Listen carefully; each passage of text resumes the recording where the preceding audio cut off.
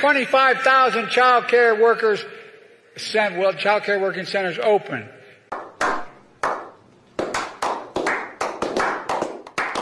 Giving parents an opportunity to get back to work. Well, I tell you what, you want to come make a speech or shush up, okay? We're the United States of America. There is nothing beyond our capacity. Nothing.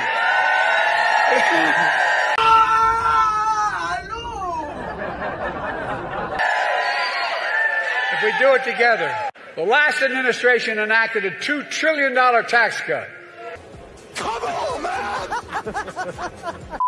Overwhelmingly benefiting the very wealthy and the biggest corporations, and exploded the federal deficit more than any other president has. We've cut the deficit, by the way.